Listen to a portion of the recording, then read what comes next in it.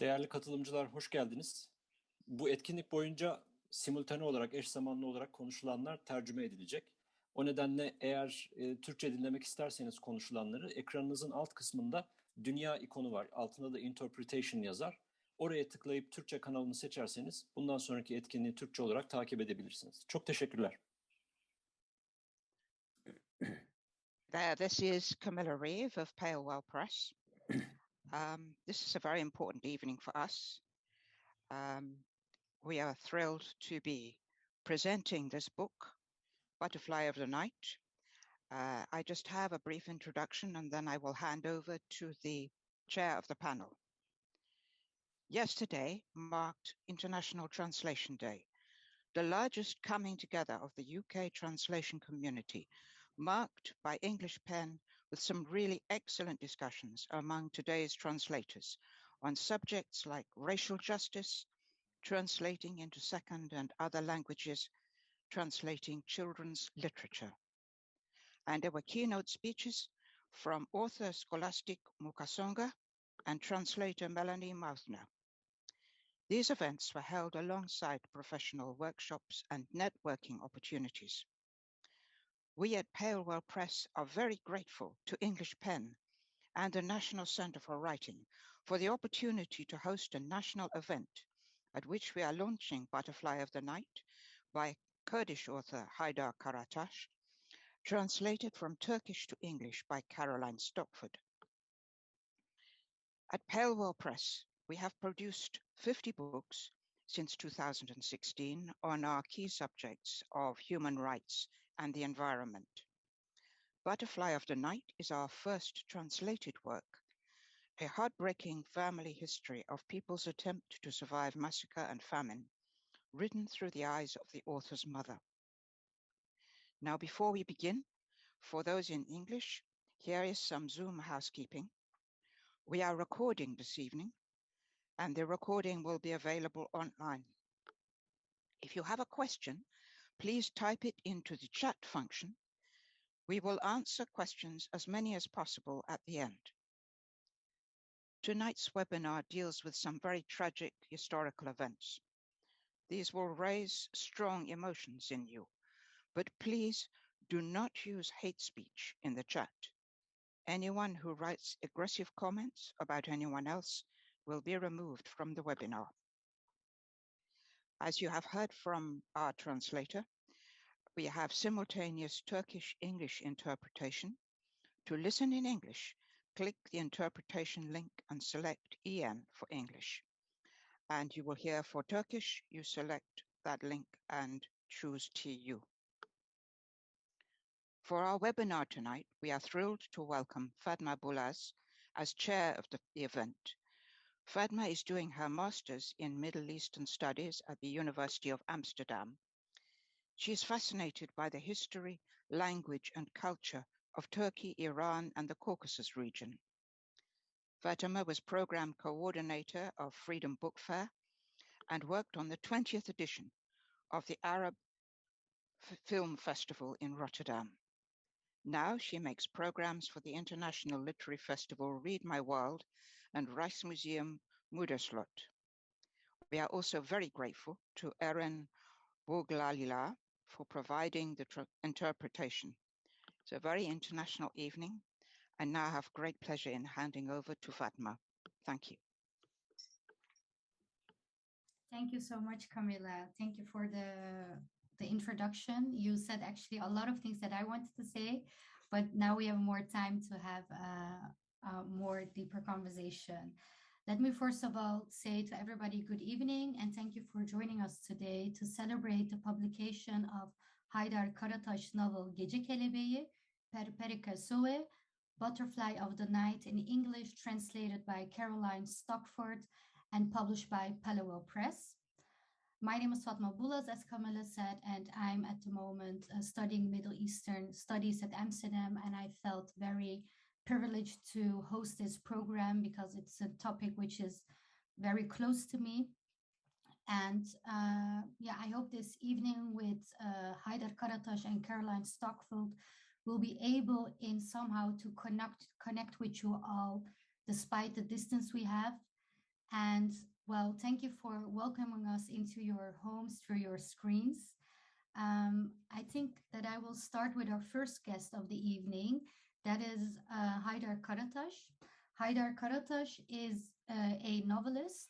He is a Zaza Kurdish novelist. He writes short stories, and he's an activist writing in Turkish. Karatas was arrested as a student at the age of 19 as an activist, and he spent 10 years in prison where he wrote several novels, all but one confiscated, and that is actually this very book that we are actually celebrating this evening. The one that accompanied him in his escape from his prison was Butterfly of the Night. It was published by İletişim Publishing in 2020, and it sold 200,000 copies. Inshallah, the English version will also sell a lot of copies.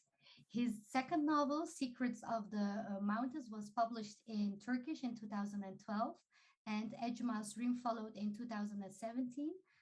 Karatas' writing has been compared to that of great folk literature giant Yaşar Kemal. Before I go further, just wanted to mention that also his book Butterfly of the Night was also published in German in 2018. At the moment, Haydar lives in Switzerland with his wife and family. And I would like to ask Haydar to already share a part of his book, of his novel in Turkish. And then later I will introduce our second guest. If I may give the word to Haydar. Çok teşekkür ederim bu davet için, emeğiniz için. Tabii fazla söze gerek yok. Ben okuyayım. İkinci bölümü okuyorum. Çok geçmeden babam da vurulacaktı. Onun vurulmasını hayal meyal hatırlıyorum. Tırt, takır, takır, tır tır tır tır. Ardından tır tır tır tır. Tırt tırt, silah sesleri tüm köyü inletiyor. Konağın camları zangır zangır titriyordu. Annem ne yapacağını bilemiyordu. Kolumdan tutup önce bir makatın altına soktu beni. Sonra oradan çekip buğday ambarı olarak kullandığımız sacın arkasına itekledi. Dışarı koştu, içeri geldi. Çığlıklar attı, bağırdı. Ben bağırdım. Ne olacak? Beni bu demir yığının altına atıp nereye gidiyordu annem? Bağırdım. Anne, anne. Annem imdat diye çağırıyor. Söyler, Yusuf Ağa'nın oğlu pusuda. Koştu yanıma geldi. Kolumdan tutup saç ambarının arkasından yukarı çekti. Koltuğun altına alıp yan dereye doğru koşmaya başladı. Sonra geri döndü. Evin içinde gidip geldi. Ah ocağı yanasıca, ah ah. Silah sesleri durur gibi oldu. Yeniden tır tır tır tır tır tır tır tır devam etti. Gürültüyle bir bomba patladı. Annem vurulmuş gibi çığlıklar attı. Söyler, söyler. Yeniden tak tak tak tak, tak tak tak tak diye silah sesleri geldi. Hava metalimsi barut kokusuyla doldu. Sustu. Her yer sustu. Meşe dalına bir serçe konsa gök gürleyecekmiş gibi bir sessizlik oldu. Uyu anam uyu, haber salın, şu Dersim'e haber salın. Bilgeler bilgesi, Hıdır Efendi, Bolbey Bey'in dünyaların açarı torunu. Yusuf Ağa'nın oğlu vurulmuş deyin. Uyu anam uyu, haber salın Demanana, Laçinana. Haber salın Yemen ellerinden Seyman'a, Fizan'dan Hizan'a haber salın. Vurulmuştu, vurulmuş deyin. Ey anam uyu, haber salın Fizan'daki Sağır Sultan'a, dünya yanmış deyin. Vurulmuştu, babam vurulmuştu. Amcam Sağan gibi başını kesip götüreceklerdi. Sadece bir Kürtçedeki nasıl seslendiğini duymak açısından kısa bir bölüm okudum. Teşekkür ederim. Ben Karolin'e sözü veriyorum. Thank you so much. Thank you so much for sharing this page of the book with us. Now I would like to go to our second guest of the evening, that is translator Caroline Stockford. Caroline Stockford is a translator, a poet, and human rights activist from Bournemouth in North Wales. She studied Turkish literature, translation, and the history of the Turkish language at the School of Oriental and African Studies in London. And Stockford does actually a lot of great things. Today, currently,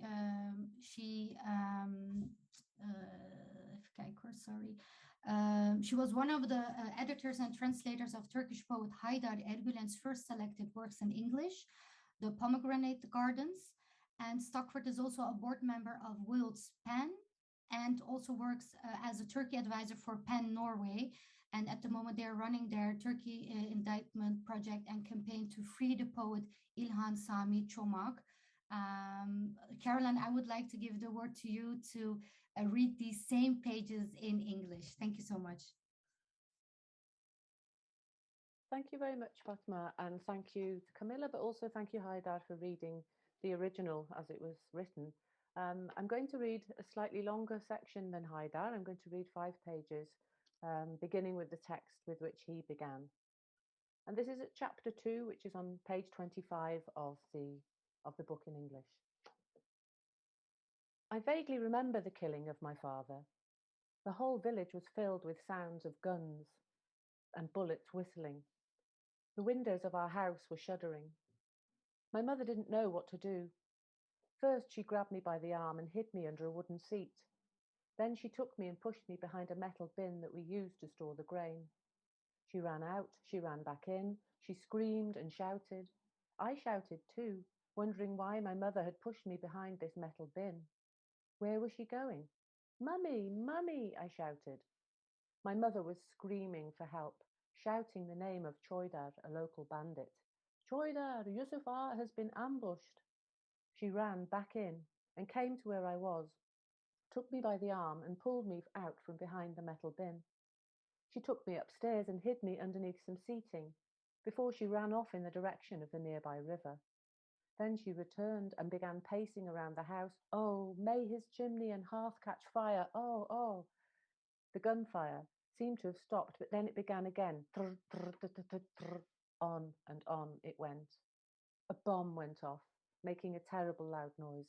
My mother began screaming as if she'd been shot. Choydar, Choydar! More gunfire followed, and the air was full of the metallic smell of gunpowder. Then silence. Silence everywhere. It became so quiet that, had a sparrow perched on the branch of an oak tree, it would have sounded like thunder. Then I heard my mother's voice. Oh, mother of mine, get news to all of Dersim. The scholarly Haydar Effendi, most helpless little grandson of Olbeg Bey, son of Yusufar, has been shot. Oh, my mother, get news to Demenan, to Lachinan. Tell the people of Yemen to tell the people of Seymanch. Let it be told from Fizan to Hizan. Tell them he's been shot, my mother. Oh, tell the deaf sultan. Tell him the world has burned. He had been shot. My father had been shot. They'd cut off his head and taken it away with them, just as they'd done to my uncle Sahan. And a couple of pages from the beginning of chapter 3. The killing of my father was of great consequence. The villagers were in shock. My father, the only person who had led them and told them what to do, had been shot. By this time, most of the forced exile marches had already taken place in the other areas and were only continuing here in Dersim. The Bactrian villages were situated over a wide-ranging area of forestry and mountainous terrain that was difficult for the soldiers to penetrate. However, once my father and another 5 men who led the armed mountain bandits had been killed, fear began to enter the hearts of the local people. The villagers, who once held my mother in highest esteem, began to keep away from her as if she were cursed. The whole village would walk off in the evening to spend the night in the woods and return to their homes in the daytime to go about their usual business. However, the villagers didn't want my mother to go with them to the forest in the evenings. They were afraid. If the soldiers were to find their hideout in the woods, they didn't want to be caught in the company of the wife of a bandit leader. There had been a lot of rumours too, and my mother didn't know what to do in the face of them. They were saying that she should take her daughter and go over to Erzincan. It seemed that venturing off like this was something my mother really didn't want to do. She had said that she was afraid of the roads, and it seemed impossible that a woman should set off alone over the high mountains with her little girl without so much as a pack animal. In the evenings, as the villagers were setting off in small groups to spend the night in the forest, my mother would take me on her back and carry me down Balakan Mountain and into the thick oak woods to a riverbed that dried out in the summertime.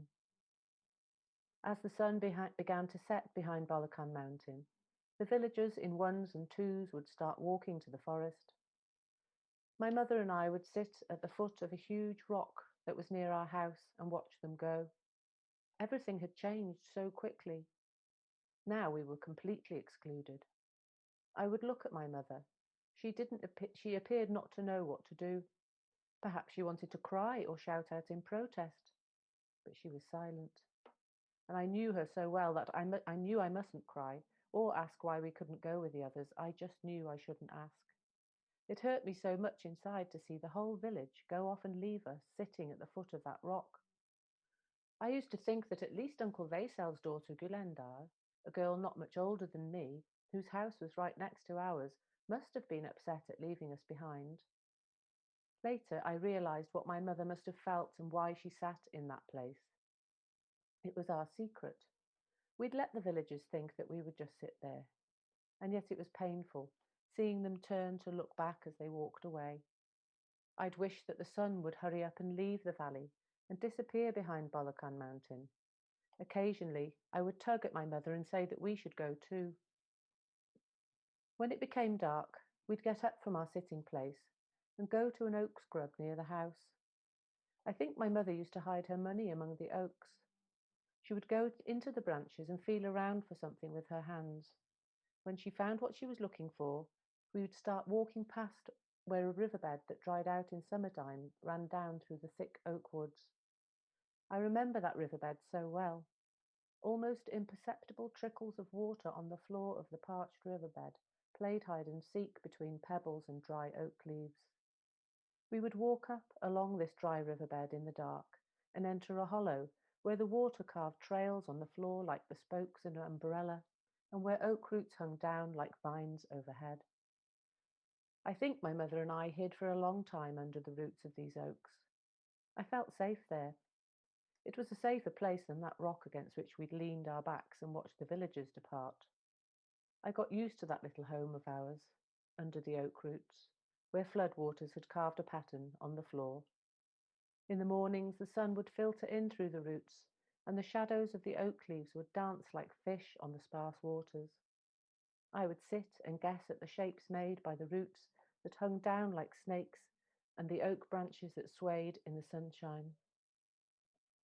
I really got used to our home there, but suddenly one night my mother took me on her back and carried me off between the crop fields and past the riverbed where my father had been shot. She carried me to an oak wood behind a hill in the direction of Hozat.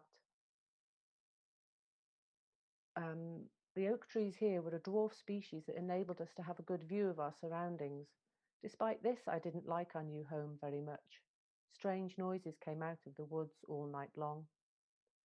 In our old house under the oaks, all I would hear at night was the slow leaking of the water making a thin, dripping sound as it fell from the roots of the trees overhead. I would cry to go back to our old home until eventually one night my mother picked me up and took me back to our safe home under the hollow. But before day dawned, we got up and headed to a rocky formation hidden in the woods. Then, without hiding our movements for the first time, we walked down the slope behind our house to the village. Everyone turned their back on us. They were full of hatred, as if speaking to us would be some kind of disaster for them. Perhaps they were upset too, but their attitude was that they felt that they were saying to us, "Leave, get out of here and go." Eventually, the only place I knew was our hiding place where we hid in the riverbed with our roof of oak roots. Eventually, my mother and I found a safer place. Our new home was in a willow grove. My mother spread the oak branches on the ground and a kilim woven from goat hair that she'd brought from our real house. Some days we didn't even put our heads outside our new nest. My mother plaited 2 thin willow shoots together and made a doll for me. It was a beautiful doll. She had leaves for clothes and weeds for hair. We made her a skirt out of 2 oak leaves that had yellowed to resemble tobacco leaves. My mother talked to the doll exactly like she spoke to me. We were thinking of a name for her. In the end, we gave her the name Perperi Kasoe, which means butterfly of the night. Thank you so much, Caroline. Thank you. I hope we gave the audience that are watching from home a glimpse of what the book is about and how well translated it is. I just want to start off saying that that history becomes the stories we tell each other over and over, but also what is left out of those stories. And what remains unsaid in our history books and national narratives survives in our family stories. And basically, that is what I read in this book. And for it is within these stories, actually, that it becomes clear how much lived history is layered. These histories about which we can still remain painfully silent or cautiously tell each other about or endlessly discuss with one another. So thank you again, Haydar Karatas and Caroline. I would actually want to start with the first question asking to Haydar. How is your mother now? Did she tell you all these stories as a little boy? And what are your memories of the village of Veros? Çok teşekkür ederim. Ben tabii bu hikayelerin içerisinde büyüdüm. Thank you very much. Bu I hikayelerin grew her up insan içine with those yankı stories bulması için actually. yeniden üretmek ayrı. And Ben those böyle stories hissediyorum, böyle yazıyorum. has its own Adım, reflection diğer in kardeşlerim, babam, everybody. onlar nasıl And hissetti this bunu is how I bilemiyorum. felt and how I wrote my stories, but I don't Tabii know how my bu father romanı and my anneme other brothers are bir feeling kardeşim about these okudu stories. bölümünü. And Şöyle bir tepki only vermiş. part of this Demiş ki tabii novel kitapta her şey yazılamaz would ki. be read by my brother, and my mother also read it, and my brother said Şu that, oh, demek okay, all in aslında all it is a book and yaşadıklarım you daha derin cannot write everything in it. It means that what you have been through is more deeper and more Annem intensive Verozlar actually. köyünde doğdu. Kurmancı konuşan And köyde. my mother was born in Ancak ben Verozlar Haçeli village denilen where köyde people doğdum. were Eski bir speaking Ermeni Kurmanji köyü, language, but I was kilisesi born in olan, Haçeli. It is a üç very büyüme, old üç büyüme Armenian kilisesi, village with three üç river, deresi olan three bir köy mills, and burası. three churches actually. Ben Zazaca bilirim, Kurmancı bilmem, Türkçe bilmem yani. And I can speak Zaza language. I can't Böyle speak kuşaklar Kurdish. olarak annem de iki And dili my mother's generation biraz can Ermenice biliyor. speak both languages, and my mother also Şimdi can annem speak şu anda a yaşıyor, little bit beyin kanaması Armenian geçirdi. as well. My mother is still alive, Kötü oldu. yet he had Yani a brain işini hemorrhage artık temsil recently, veremiyor. and her İstanbul'da health yaşıyor. Bir was köyümüz not yok. so good, and she cannot actually handle her daily Halen buranın life, and we sayıklamaları don't have any kendi village left, tanıkları and var therefore aslında he is living in Istanbul, and Ancak she has teslim actually olmadı. she Yani has been bu longing hayata for the ya da past, but she İstanbul'daki never hayata surrendered. çözümlenemedi bunu. And she Yaşlı da couldn't kabul etmedi. accept she couldn't accept her new life actually in Istanbul and everything. Yaşıyoruz. Ben her gün She ararım has kendisini, been longing görüşürüm for everything annemle. for the past actually. She is still Travma alive. yaşayan I every toplumların day call her derdi and çok talk to büyük. Bu, her. bilinçli aile And dağılıyor. the Mesela biz aile olarak societies who 1980 had yılında traumas in the bağlamamız past sonra had huge hiçbir araya problems gelemedik. actually. In 1970s, our Ayrılıyorlar. father was Tez that, yok. and we Herkes actually kendi başına scattered to yoldu. different places, and we were never Aslında bu tabii able to Yahudi come olaylar together. İkinci Dünya Savaşı'nın çok daha farklıydı. Büyük And Yahudi bilim during adamları vardı. in the Felsefe Second eğitimleri World vardı. War, for example, there Bunların were hiçbir really peşine düşmediler. important Hikayeleri yazarak Jewish toplumun scholars, yeniden and edebiyat they üzerinden were anlatmak, never hikayeleri actually üzerinden yeniden bir pursuing bağ for kurup revenge. oluşturdular. They actually wrote Dersim'de bu their oluşmadı. own literature, their own Yani stories, Dersim'in but ilk this was okuyan not kuşağı happening in 1968 kuşağıydı. Dersim. Ancak bunların The büyük actually kısmı 1968 generation was the first generation who were completely literate, and in 1970s most of them were put in jail. Hüseyin Cevahir Hıdır or Aslanlar, they were Hüseyin İnan, they were executed actually.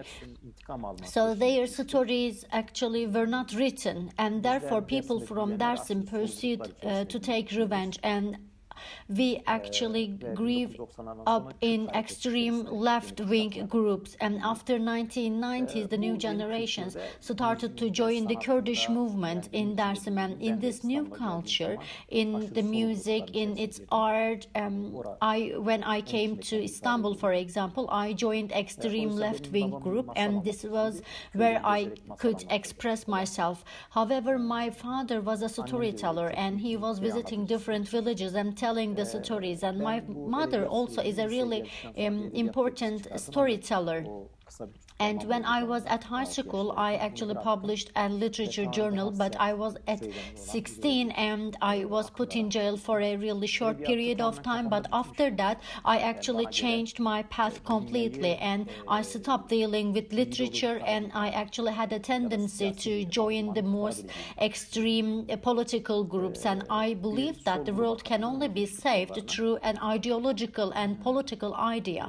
That's why I actually joined the youth branch of an extreme left group, and I actually had a very successful career, but later I was arrested once again, and I spent 10 years, 4 months in jail.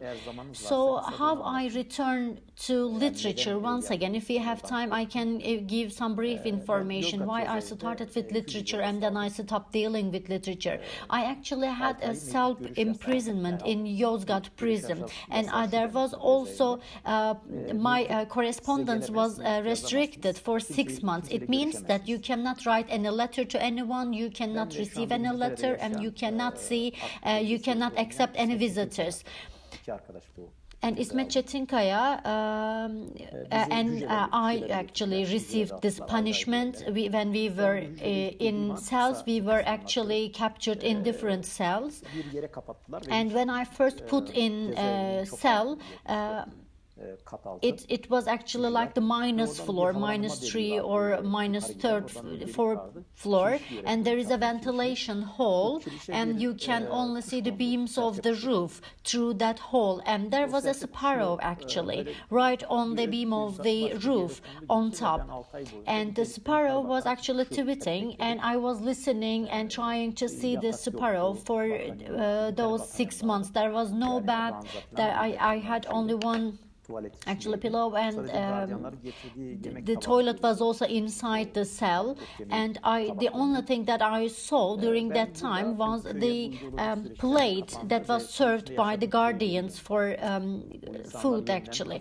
After that time I went back to my village, and I was actually thinking about all those people in my old village, and I was actually trying to imagine even the voices of those people when I was in the cell. So in Zazaca it is known as Rahek, and it is known as Alevis in Turkish. This is a concept actually, and people call themselves as Rahek.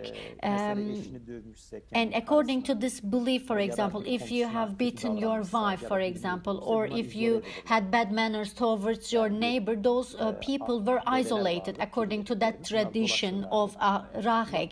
And there were the grandfathers who were called Piri, and they were actually making this decision about those people, and those people with bad manner were isolated for a certain period of time, and then the society would make a decision to accept them once again. But if you kill someone within the society, for example, your visitors would completely be prohibited. And in our village we had a special place where all the villagers go there and pray, and those people who were isolated from the society could never come to that praying place as well. But in our nation, in our society actually, we were trying to make the revolution through killing people. But after this cell imprisonment, I actually stopped my actions like this, and I returned to literature once again. And then I realized that humans are really something important, even for your enemy actually. During my cell imprisonment, I sometimes thought that I wish I had my biggest enemy here, just in order to be able to talk with my enemy, because we need to talk. And this is how I understand how important being a human is. And then I returned to literature, and I actually started writing the stories about Dersim, and I wrote actually like 8 notebooks. And I was exiled from Zonguldak to Çankırı prison.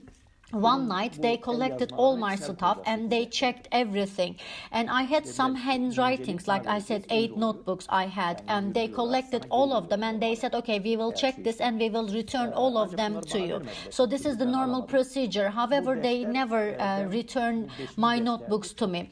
This is only the one book left in my hand. This is the 5th notebook of me. I actually teared the cover of this notebook and I hide it in another book. And I carried it with me. When I was transferred to Çankırı prison, they actually gave me my bag, and inside my bag I had other documentations like the court files, etc. And this book was also in my files, and within this book I had those handwritings. And I sent my handwritings to my friend.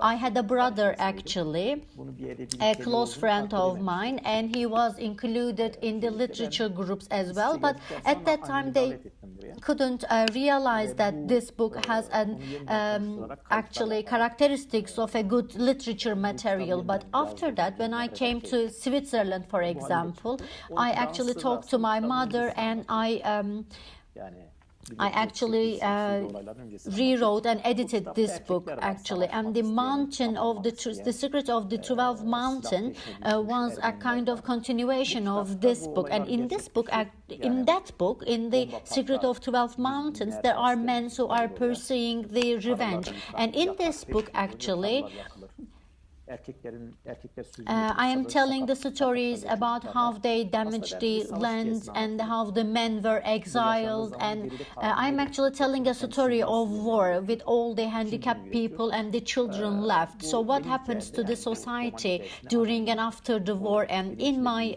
novel, in my stories, I am actually telling the story from the perspective of those who are left behind, actually, the women, the children, the elderly, the disabled who were left behind the war. And in prison, for example, I stayed at the cell with two of my other friends, and two of them were killed, and I was the only one who survived. And I realized that actually being that person is something easy, and it is more difficult to stay behind. And Flaubert said that the people of all ears, and I can also recognize myself like this.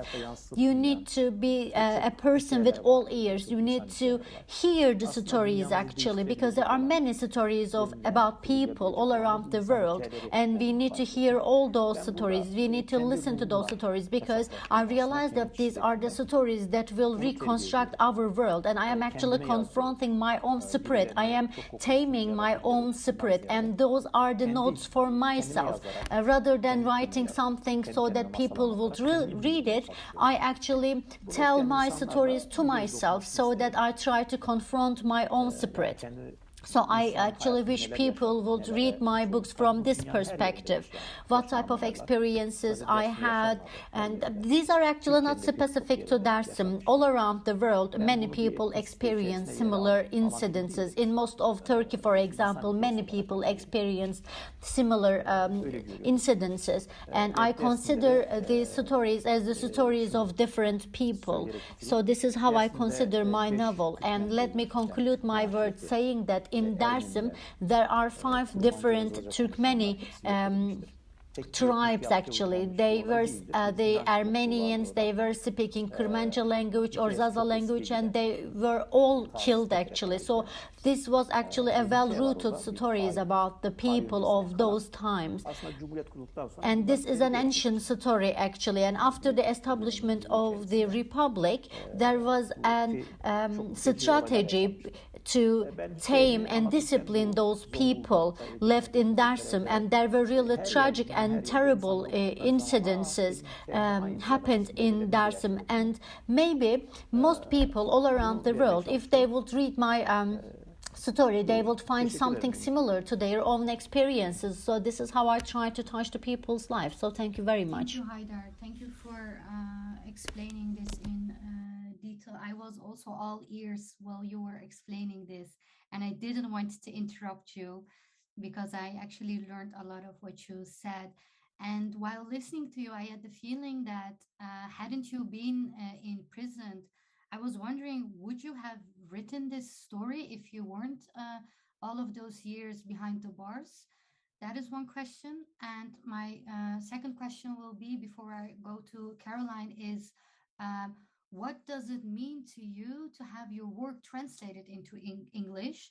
And what would you like the English-speaking reader to get from this book?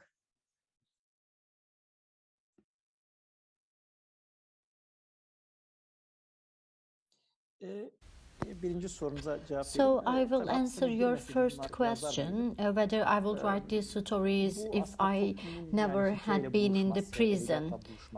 So it is actually related to the fact that whether you attach importance to the literature or not. When I arrived at Istanbul, I was at the boarding school, and Yaşar Kemal was a really significant writer to me, and I read all his books, and I also like Gogol very much. I really like reading those writers and authors.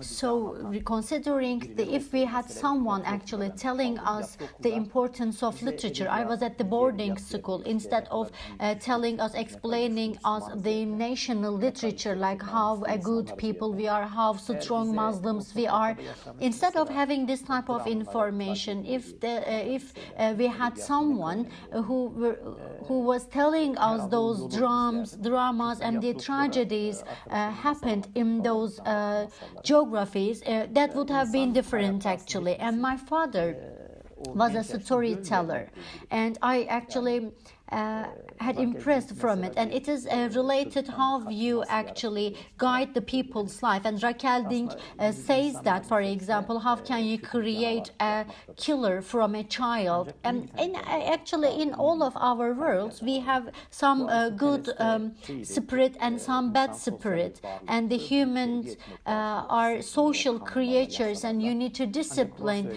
those humans with laws and regulations. But Rousseau says that if you're telling a story or in a theater, if people all are bad, why we are getting emotional and why do we cry? So it means that in all humans there is a very good angel as well. So from the perspective of literature, I can say that literature is something that reveals the good in us. Of course, we all have some monsters in us, but I believe if we focus on literature, I believe there would be really significant literature works to be written in the future, because in Dersim, if anyone who visits Dersim, they will realize that there is a really rich world in Dersim.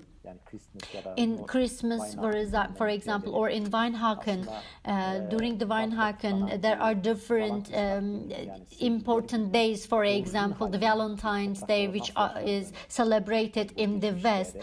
We should actually learn about how those days started to be celebrated. So, similar to this, in Dersim, there is a really historical tradition. So, the Western society and the Eastern society can really make advantage of those culture in Dersim, because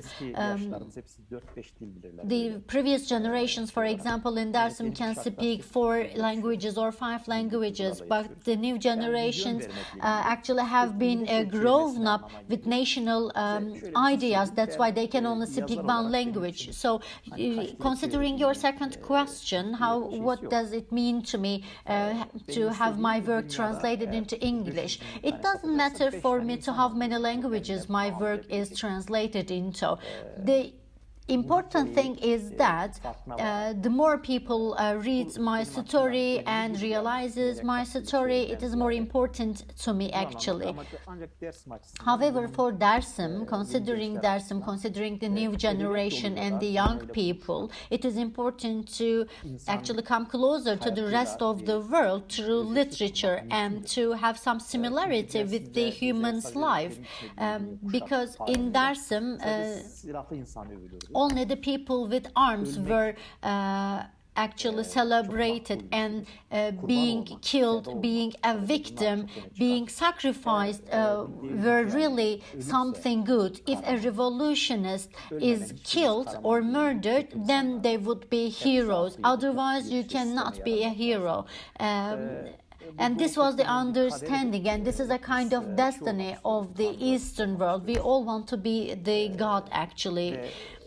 And it's in the Lilliput stories. This is the first story about people in the Anatolia, for example, and this is also the first written story. And the lovers of the Hattuşaş wife goes to the mountain and talks to the trees there, and saying that when your father was dead, your father has become a god, and everyone cried because you can only be a god when you are dead. And literature actually gives us like just the opposite. You can actually be something important even when you are alive. That's why in my novels, for example, I don't have any bad characters, because I actually tell about the stories of people, and I sometimes tell about something bad, but those are the bad that we all have in us. And I am actually trying to find out the real lives of people. So in Dersim, for example, considering the new generation, I believe literature would be a really new path to follow. If we had 2 more new writers, for example, from Dersim, telling the stories of Dersim, I believe it would be really important, and it will contribute, and I also believe it is possible. And considering the Butterfly of the Night, Gece Kelebi bir ara So geçiş this is a kind of transition literature. I can identify my novel as a literature of the transition period. İlk defa insan hikayesi And in normally we have some political narratives about Dersim, but this is the first time we have a kind of literature about Dersim telling the stories of people.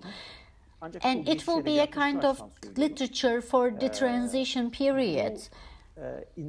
Dersim'de o kadar travmatik, o kadar derin insan In hikayeleri var. Dersim, we had really traumatic and intensive stories about people, some love stories, the relations between people and the people's beliefs. And I always believed that there would be a really significant writer Eğer bu yazar çıkarsa from Dersim, and if one day we have such a significant writer from Dersim, I would be really grateful, and I am really hopeful that we will someday have a really significant writer from Dersim, because my past is a really traumatic. I am living in abroad and I stayed in prison for many years, and I try to earn my living on my own, and I actually make many sacrifices from my personal life so that I would continue writing my stories. So my biggest dream is to have other writers from Dersim as well, telling the stories of Dersim.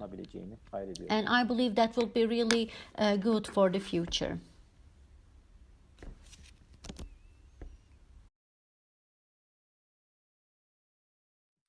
Thank you so much. Thank you so much.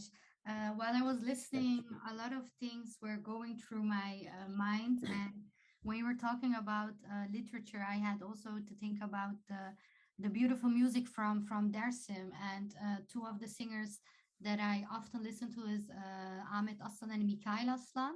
And I don't know what they're singing, but I think it's beautiful. They sing in Zaza. And what is interesting maybe for our audience is that Mikail Aslan actually collected the Armenian songs of the villages inside and around the surroundings of Dersim, and he made an album on this. And what I also find very important in your story, what you told in the minutes before, is also the layeredness within also the shared history, and also the common suffering and pain of the other marginalized groups. So those are the Christians, the Armenians. And because I saw already some questions in the chat, and I would like to thank you for your very valuable insights you give to us. Then I would like to go on to Caroline. Caroline, you've been listening to Haydar, and to you, my first question would be,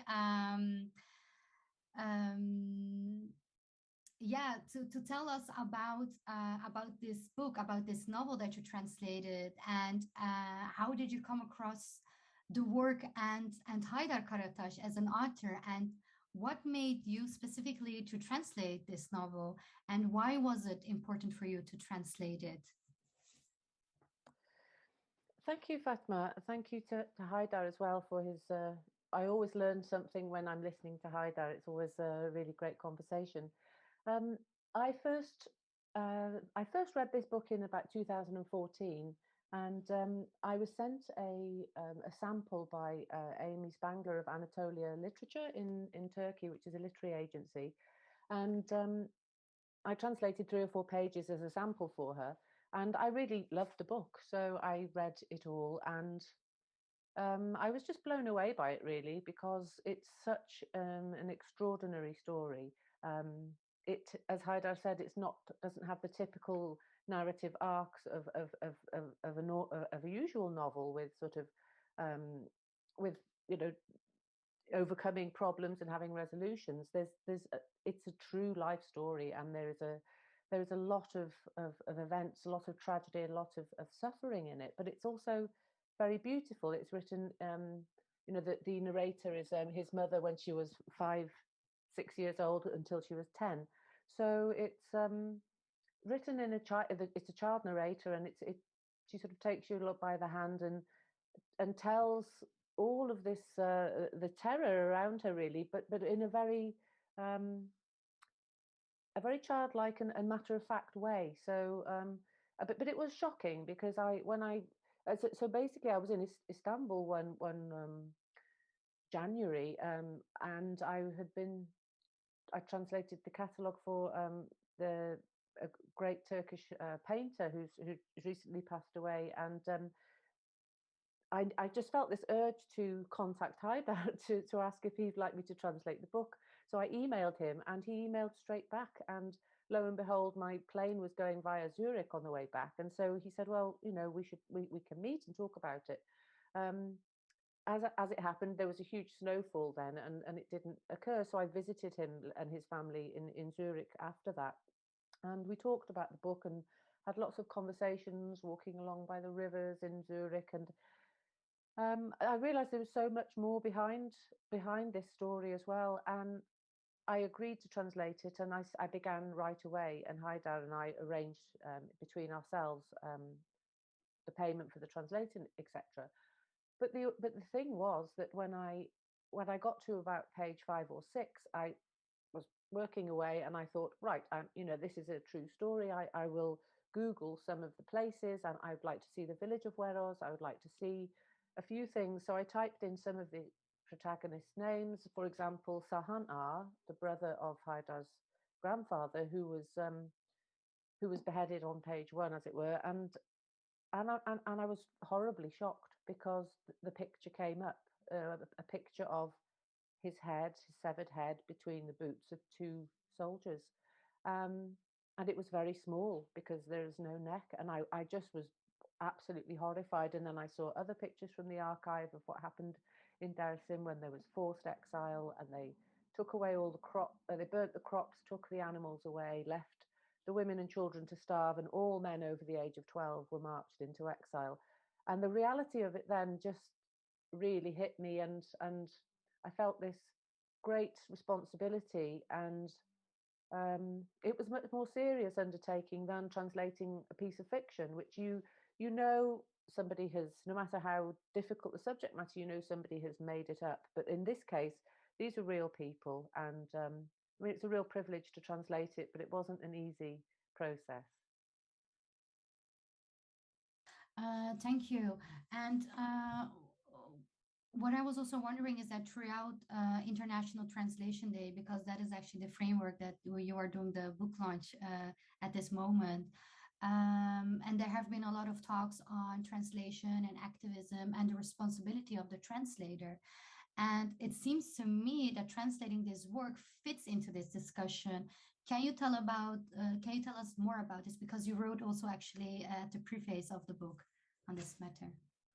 Yes, that's true. I mean, it is definitely activism, because it's translating, it's taking on the responsibility, as I said, of bringing a story over, which is what translation is, bringing it over this hidden personal story. And Haydar's was one of the first books on the Dersim massacre, told as a true story.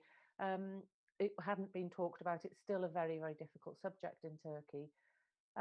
So, you know, as translators, we have great responsibility to every text that we choose, and I think we should really only work on texts that we absolutely love and that we feel that we are justified in translating as well, and that we have the capability and the cultural understanding to translate. So I've been working with the Turkish language for 32 years now, and I studied all the different literatures I studied the Orhon standing stones of Outer Mongolia from about the 5th, 6th century, when they first used the runic script, and I've studied all the alphabets the Turks have used, the Turkic peoples, and the literatures right up until about the 1960s. So, you know, I've done a lot of study at university, but what I felt was important with this book, and why I feel I do quite a few projects related to Kurdish, because I feel such a strong affinity between Welsh and Kurdish, and the Welsh people and the Kurdish people, in terms of how the languages have been were banned, and how the languages have been oppressed, and you know, there's been an attempt to wipe out. There's an ongoing attempt to wipe out Kurdish, and there's still an ongoing linguistic rights battle with Welsh. It never goes away. There will always be somebody in a shop in Wales, a manager, who says, "Don't speak that language in this shop. Speak English." So, as a as a Welsh woman who grew up speaking English and Welsh, I feel very strongly about linguistic rights and about cultural and linguistic rights, because to take away somebody's language and culture, which is what the first Turkish, which is what the modern Turkish Republic essentially did, or has elements of the state have tried to ban. Well, the Kurdish language has been banned, and it's a terrible crime against humanity to try and destroy language and culture. You can look right back as far as the Zan people of Drakensberg in South Africa and see what happened to them when the Boer War, the Boers and the Zulus, destroyed their hunter-gatherer culture. Their language was gone, their culture is gone, and we as well, the British, were part responsible for that. And now the Zan people, this diminutive hunter-gatherer, former hunter-gatherer tribe, 75-85% of their newborn babies are born alcohol dependent, and the people just lie around on the streets of Johannesburg because we took away, people have taken away their everything, their home, their language, their culture, and language and culture is your home. So there we are. I'm getting all fired up about it, but I mean, it was yeah, I really believe this story needs to be told, and I'm almost afraid to share this book now because it's so sad. It's so deeply sad. People should read it, and because it's been beautiful, it's been beautifully told. But it was a great privilege to translate this, and I think we do choose which texts we work on and bring into the language. And there's many. It's a whole other discussion. We have many different responsibilities when we do so. Exactly. It is sad, but necessary, as we said and talked before. Haydar, I would like to ask this next question to you.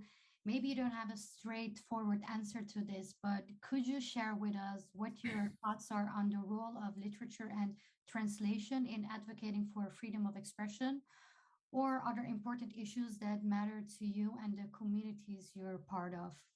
And maybe you would like to react also on Caroline.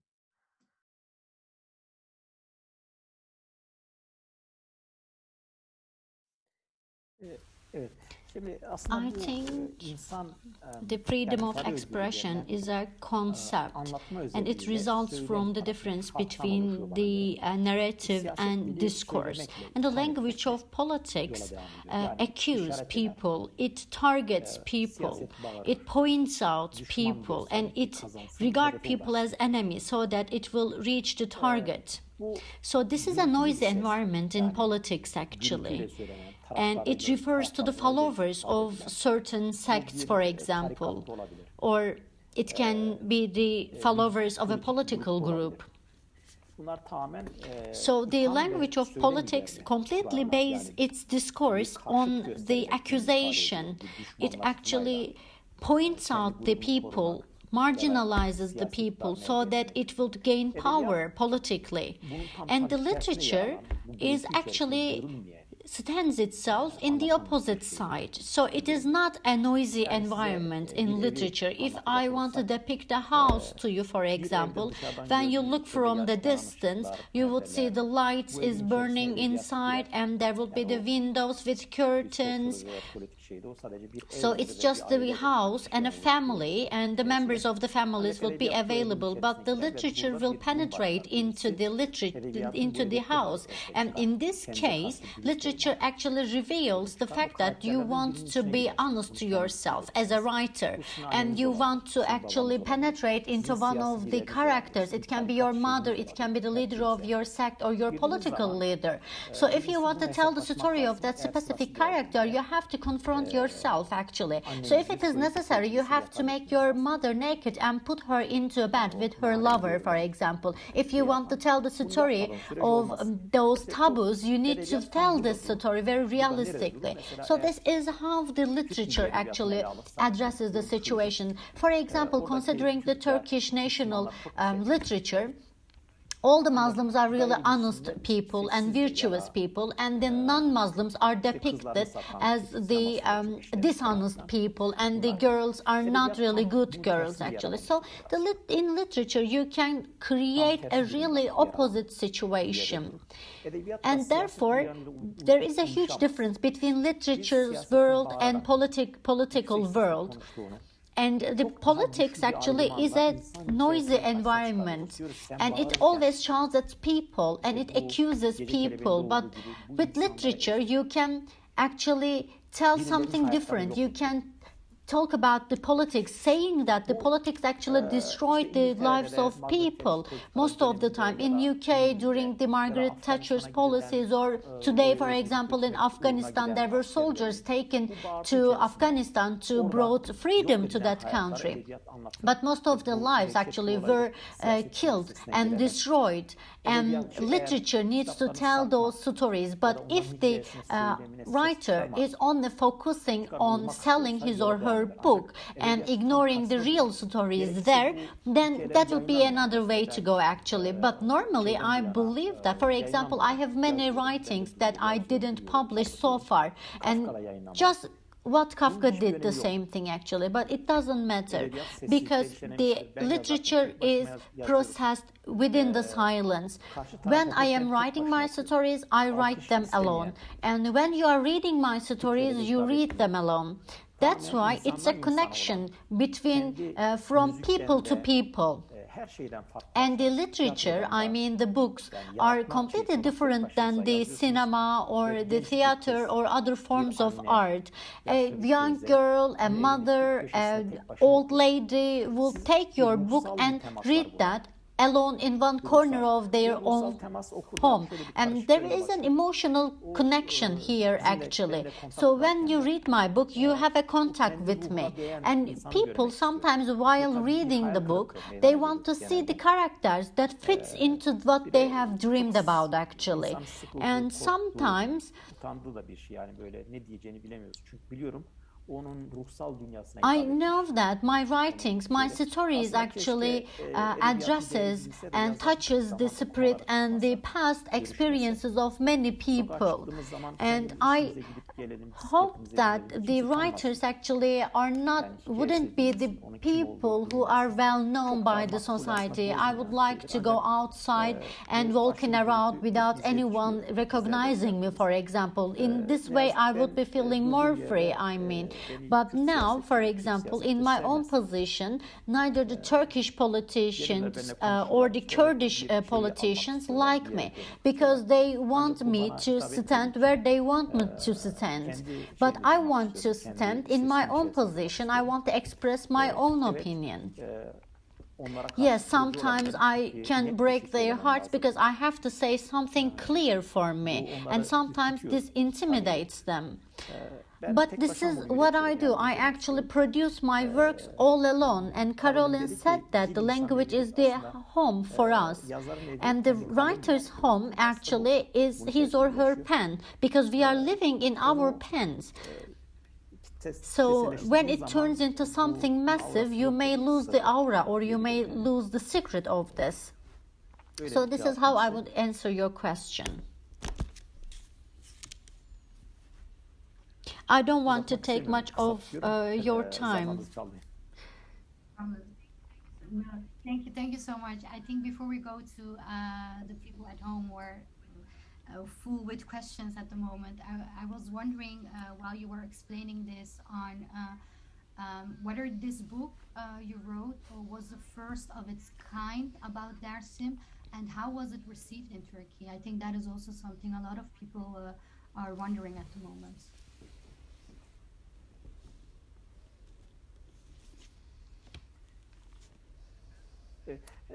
So let me explain that I actually Günceleli and Sina Akyol read my book through email. I sent my book to them and to many people as well, and they wrote to me through email. And initially, this book had not been published for 2 years, and no one wanted to publish it because everyone wanted to have some censorship. And there are some parts about Mustafa Kemal, and there is a mad woman swearing at Mustafa Kemal Pasha. And that woman actually is also swearing to her own beliefs and etc. But I didn't want to make any censorship, so I didn't publish my book. So one day someone called me, Yaşar Kemal called me and said he has a special characteristics actually while speaking, and he said, okay, I will help you to publish your book, and he found a solution. And we changed Mustafa Kemal Pasha into Pasha, and at the end of the book it says that the book it is written that the Pasha is living in Ankara, but we replace it with the sentence that the Pasha is living in Hozat, and if anything bad happens we would say that this Pasha is referring to the Abdullah Pasha in Hozat. So this is how we published the book, and Yaşar Kemal read the book actually from the beginning till the end, and he was really excited. And I believe Yaşar Kemal was a really significant writer, and when he died, I wrote an article to Bir Gün newspaper saying that we are the children of Yaşar Kemal Republic. And Yaşar Kemal actually wrote the stories about the Mediterranean region. Yes, it is right that in his novels there was no Armenian protagonist, for example. But he had some Turkish protagonists, but his protagonists were actually crossing an Armenian household or visiting their garden or their mansion, and he was telling the stories of different cultures and languages in his book, and he actually reflected the multi-characteristics of Turkish culture. And Yaşar Kemal depicted the leaders of the Kızılbaş or the Armenian people, and I am really grateful to him because he made all those characters be a part of our life in his novels as well. And regarding actually my book, I received thousands of emails. I was not expecting to receive this many emails actually, especially from the western provinces of Turkey. People who read my book somehow reached me actually, and this book was read a lot in the western Turkey and in the provinces where the nationalist movement is on rise actually, on the contrary of my expectation. And this book was read less in Dersim, and the reason is that in Dersim actually people are quite familiar with this type of stories, because in every household there are people who witnessed the similar stories in their own life, and they had a chance to compare their own experiences with the stories of mine. And therefore there's also a saying that no prophet has become a prophet in their own village, so we don't actually so the literature actually talks about the remote places. You want to read the information about the remote places, so that remote places would be no so much remote for you. And that's why my telling this story to Dersim people would be meaningless, because they already know those stories. And my main objective here is to tell those stories to the people who are living in distance from Dersim in other provinces, so that they will learn about our stories and our experiences, and they can establish some kind of connection with us.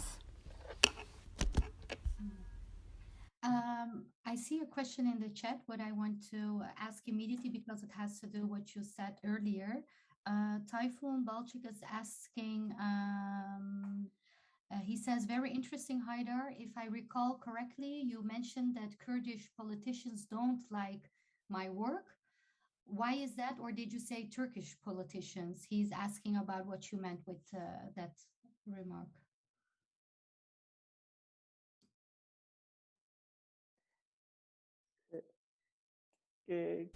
Gayet doğru anlamış arkadaş. Tayfun Balçı kardeşim. Yes, he understood correctly, my brother Tayfun Balçıklı. Yes, the Kurdish politicians actually didn't like me because they wanted me to speak how they want me to speak. But I refuse to speak their perspective. I didn't approve this. And I have some problems and issues with the concept in this politics, this type of politics, because I talk about the stories of people, and this goes beyond the revolution or nationalism. So the nationalism, revolutionarism, or religions, it actually takes themselves as the focus point, and they actually tell the stories of people starting from their own values. But literature is something different. For example, if you are a Bolshevik revolutionist, you will talk about the revolution starting from the Bolshevik revolution. But if you are a historian, you will tell the stories of the Russian history, for example. So when I tell my stories, I am telling the stories of people living in this geography. So in this geography has a history, and there are people coming and passing through this geography. So we have Kurdish people, but if we talk about Kurdish people, we don't necessarily talk about the Kurdistan, or we have other places as well. So I tell my stories based on the geographies. I don't talk about the Turkish cuisine or Kurdish cuisine or British cuisine. Anyone who arrive at those geographies, they actually make that cuisine happen. They actually create that cuisine altogether, and they put their own contributions. And in the villages, for example, there were stories of Armenian people, and there were many people living there. Not only the Armenians, the Ottoman officers, the Turkish people, and I am telling the stories of them. For example, you are in London, and there are African people coming to London, Asian people coming to London. So if you are telling the story about London, you have to tell the stories of those people as well. Therefore, I am against the nationalistic definitions, and this also includes the language, because where I come from, we speak many languages, more than one, like my family. Actually, people, humans, are the guests of this world. We are only the guests in this geography, and what makes us come together is our destiny. And I actually am against the idea that this destiny is managed by the state. I believe that there are good managers and good rulers and bad rulers who shape the destiny of people, for example. So we had people speak Assyrian language for a while, or other languages for a while, but these are certain periods. Now we are speaking Turkish language, but maybe after a while we will not be speaking this language. So therefore, I am actually against killing people, but I rather prefer telling the stories of people. I stayed in the Kurdish cells for 5 years, but I can't speak Kurdish.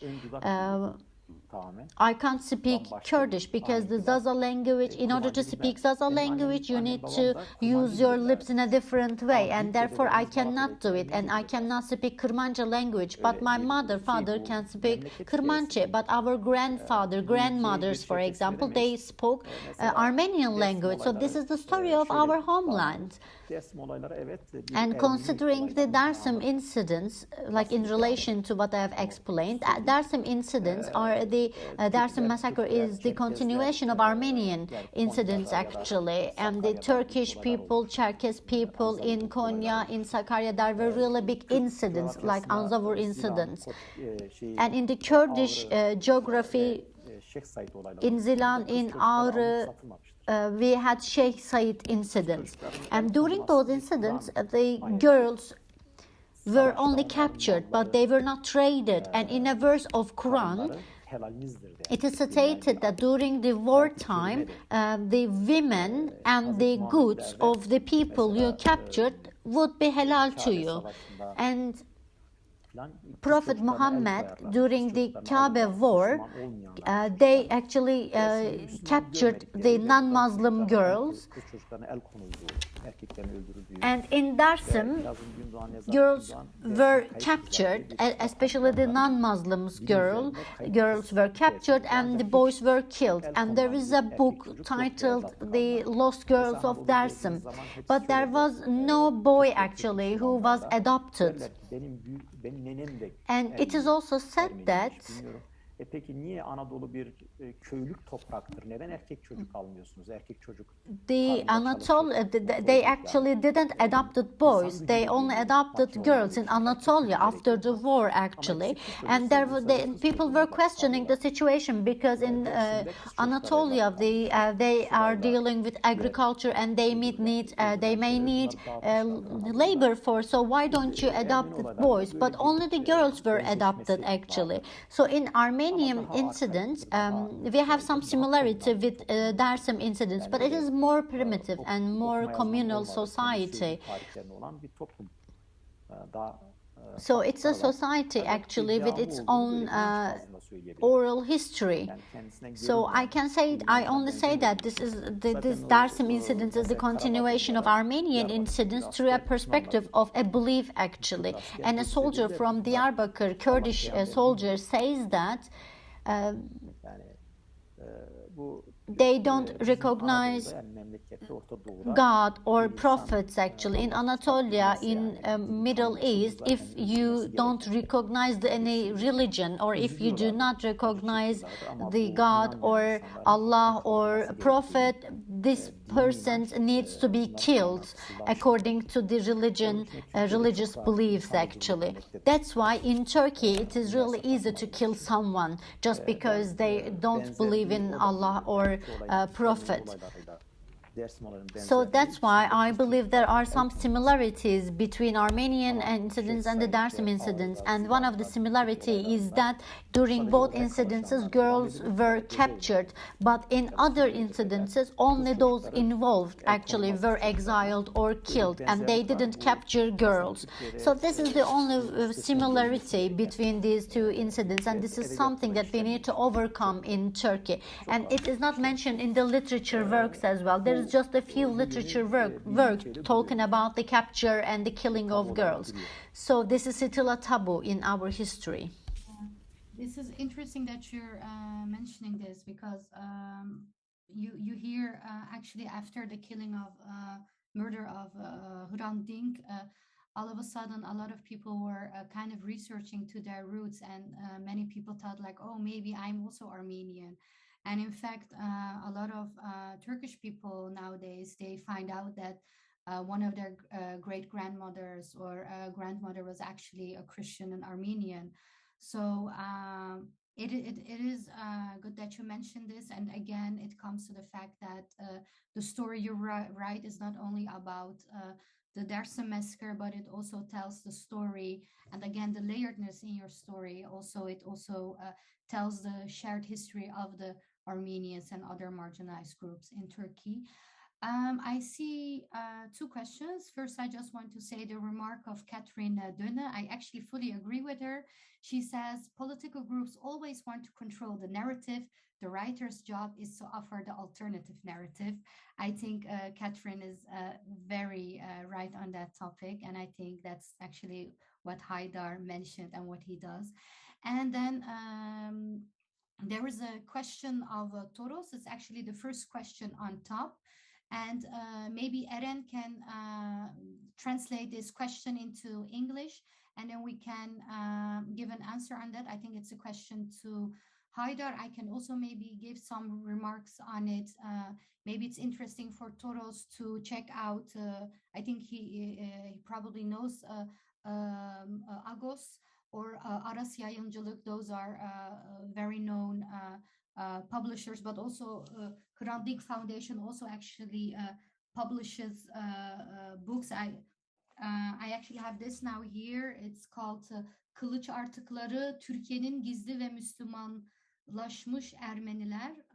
By coincidence, I have it next to me, so I thought I can maybe mention it to you. And it was published by the Hrant Dink Foundation. So Eren, if you can translate that, because I also want to mention that we have 10 minutes left.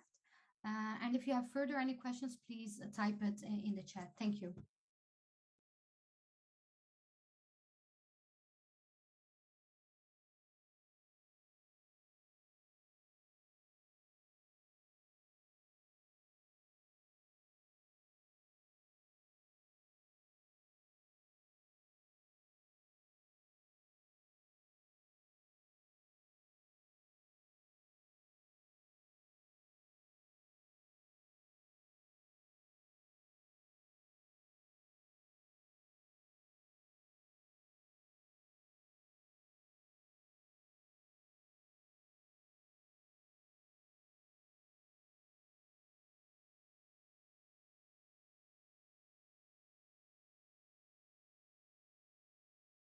Haydar, can you give an answer to this question?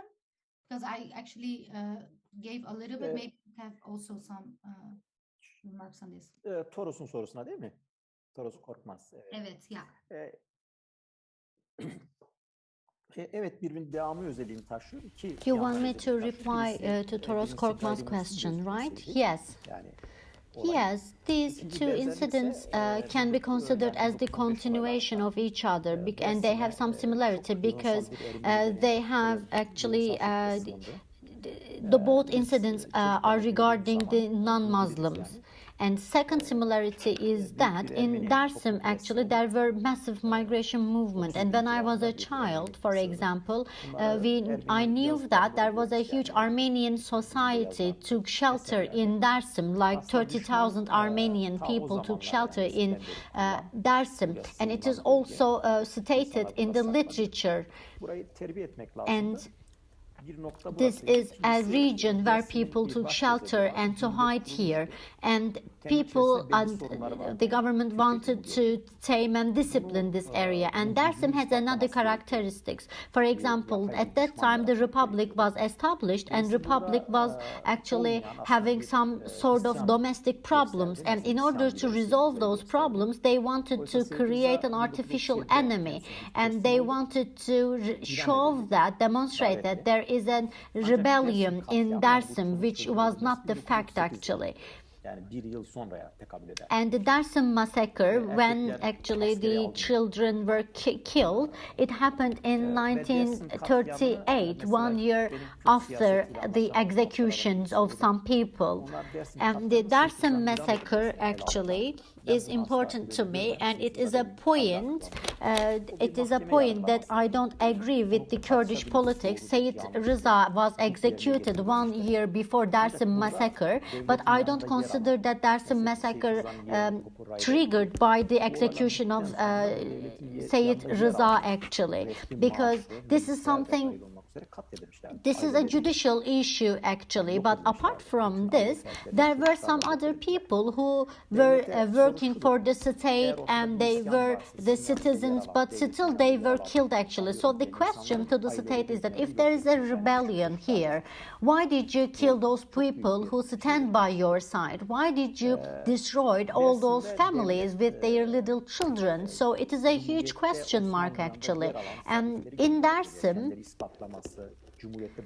government, the state, sent some officers to Dersim so that those officers would actually prove their loyalty to the republic. Nejat Zileli Pasha involved in Dersim massacre as a colonel, and he said that we joined the republic later on, and Mustafa Kemal sent us to Dersim so that we would prove our loyalty to the republic. He wanted to prove ourselves actually and our loyalty to the republic. That's why those people who were sent to Dersim to prove themselves created a huge violence there. But we shouldn't ignore one important fact here. In Dersim, as I mentioned before, Kuzucallar, or there are some other Kurdish tribes, and all of them were killed actually. They were the Turkmenis and Alevis actually, and they were all killed. And this is the characteristics of Dersim. Those people actually didn't want to leave Dersim, and they were killed altogether. And a cultural asset of the region were destroyed actually, and multilingualism was destroyed in Dersim massacre, during the Dersim massacre. That's the important point. There can be different similarities actually between Armenian massacre and the Dersim massacre, because it's a kind of tradition in Turkey to punish people. In Gülen incidents, we have a similar approach. They arrest the father just because his son is involved in the organization. It is a kind of cultural tradition in the state history. Very terrible things are happening. Hakan Şükür is a soccer player. However, his father was arrested and his goods and properties was confiscated by the state. Okay, his son is a member to an organization, but why did you arrest his father? What was his crime? So this same approach was applied to the minorities in the past, and this is the major problem. This is a really bad state tradition, and we have to abandon this tradition, and we have to confront with this tradition. And in Turkey, actually, this happened in Anatolia, and this practice was prevailing in Anatolia. When Armenians arrived at the Anatolia, they actually seized the goods of the local people, and then Turkish people came and they seized the goods of the people living there. And then this is a kind of tradition, state tradition actually.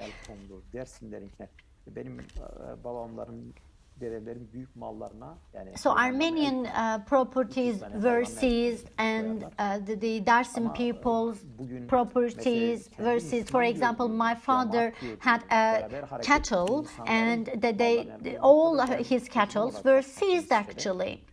And however, this was the tradition actually for a really long time. And now I live in Switzerland, and I work as an interpreter and translator there. And when I witness the lives of those who actually had asylum in Switzerland, I understand they have terrible stories like we did in the past. I read a lot of nice remarks, and I see also that Camilla shared the link to actually purchase the book, which is important.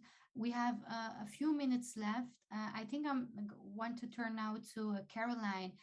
If you want to add some few words, and then I would also like to give the word to Haydar.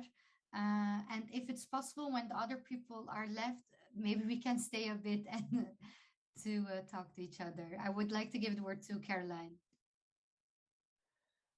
Thank you. It's been really interesting. I love hearing Haydar's ideas, and I agree with him about most of it.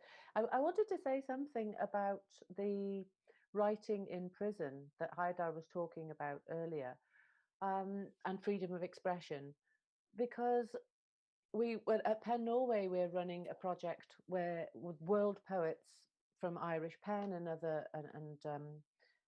organizations, but poets of the world are writing poems for Ilhan Çomak, who is a Kurdish prisoner. He was arrested as a student when he was 22, and he's been in prison for 27 years on bogus charges, on a charge he denies.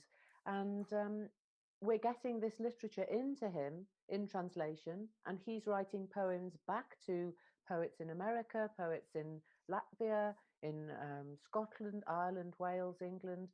And the literature can penetrate the walls of the prison. He is in solitary confinement with a tiny yard, and he saw the sunrise for the first time in 27 years a few months ago because they opened his door early in the morning. So what I think about freedom of expression and literature is that, yes, it's good being able to read and write, but to be able to write it in a literary way is really frees you, and it enables you to tell your own personal story, the story of your people or your struggle.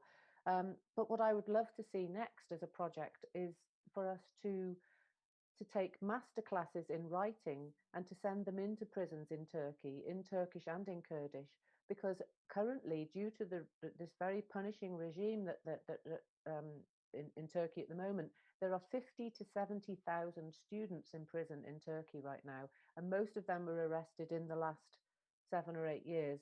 A whole generation of mostly young Kurdish people have been swept up under this very vague anti-terror law. And sometimes Haydar Ergulen, for example, called prison the University of Turkey. And it is a place where, if they're going to take people's lives away unjustly for a number of years, we should try to get literature and other art forms into them as some form of education. I would love to see a 6-week package or a 6-week masterclass written by great authors and short story writers or playwrights or journalists.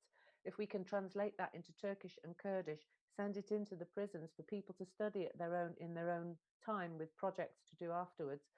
I would love to see Kurdish women in prison being able to have the chance to write their stories and their literature, and also we need Kurdish we need Kurdish literary translators. There are very few, and when we've looked for them in the past for projects with Wales Pen, we haven't found any women. Well, I think there's one poet I know in Berlin, but we need to keep enriching by investing in teaching literature and translation to people. We can invest in them so they can give us their stories at a later date. Thank you, Caroline. Haydar, would you also like to share your last words for the audience? I think it's very interesting because I see a lot of Turkish names. I just peeked in who are the guests. So yeah, Haydar, I would like to give you the last word.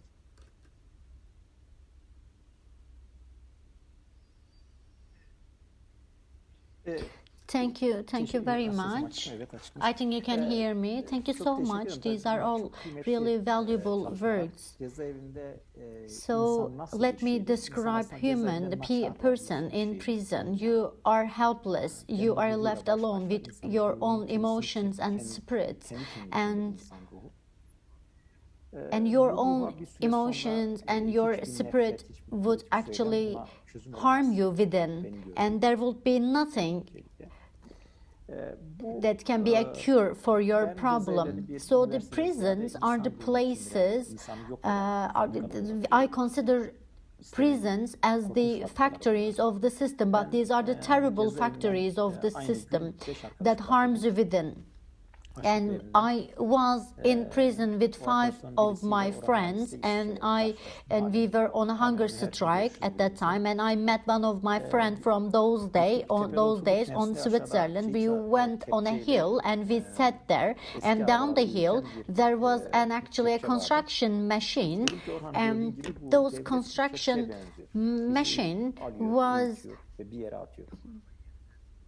crushing the metal, crushing the crap. And I said to my friend that this is like the state. The state is actually crushing us, and the state is killing us. And İhsan Sarıçomak is my friend, and we was born on the same day actually. And I can say that the people were killed by the state, and people were killed by their political ideologies, and this is the way, this is the path to the literature.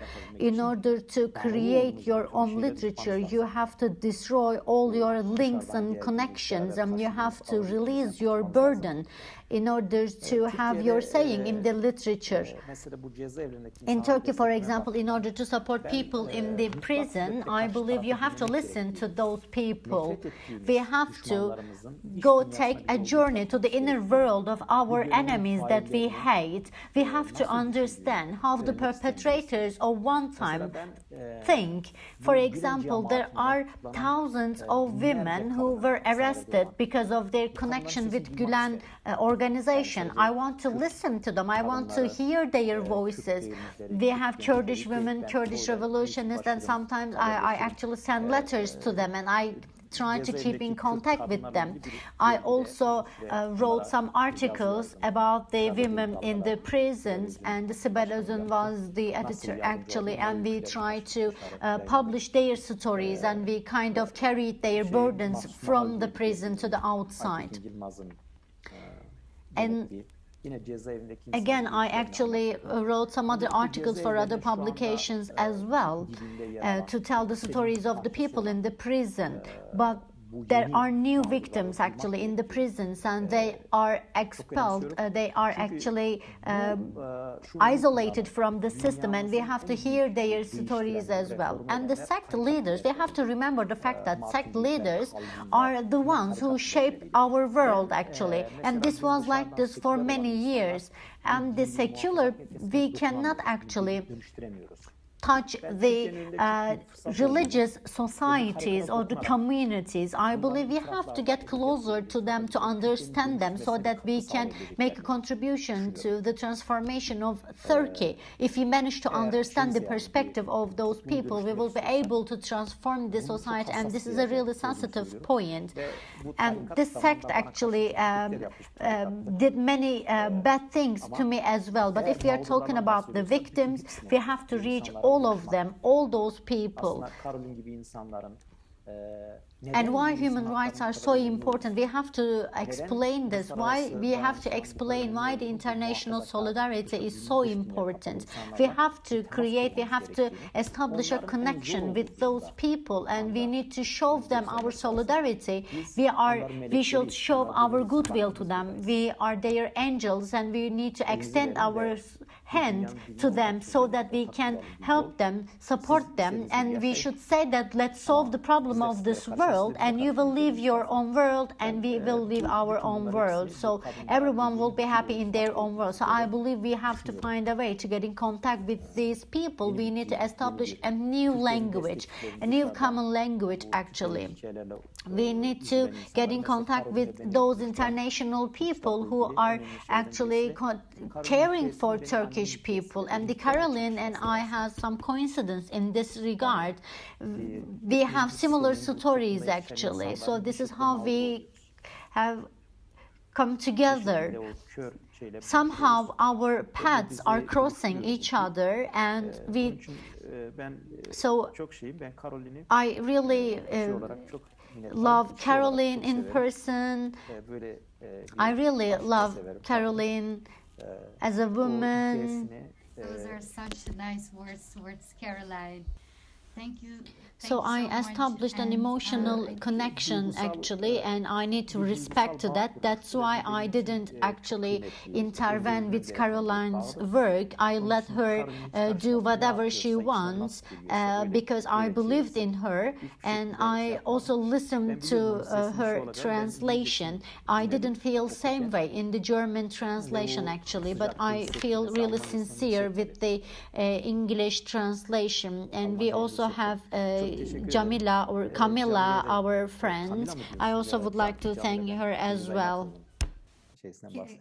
Caroline, would you like to react shortly? Because Camilla is sending me a message. We need to close, but after these words towards you, would you like to react to Haydar?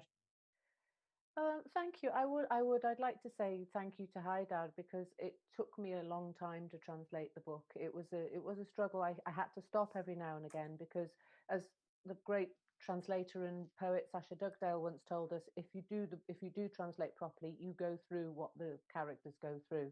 And Haydar has just been a very good friend to me, and very patient and understanding. And I think we have produced a really a really nice book as a result, and gained great friendship. So thank you very much. Thank you so much. And I would like to thank everybody who were watching this very interesting. I learned so much, and it was an honor to be the chair of this book launch. And thank you all for watching this. And thanks, Caroline. Thanks, Palo Press. Thank you, Zor Spas, Haydar. And I also need to thank English Pen and the National Center for Writing for supporting this event. And I would say just follow what Caroline and Haydar will do in the future. Thank you so much, everybody. Have a nice evening. And Eren, thank you very much, Eren, of course. Eren, evet, çok teşekkür ederim ikinize de. Fatmacığım, sana da. Buy the book. Ich habe kein Buch. Benim kitabım yok. Teşekkür.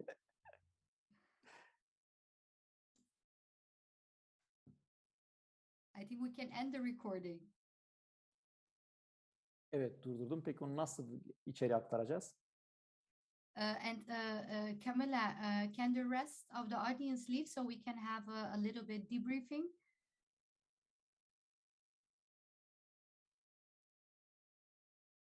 People are leaving, I see.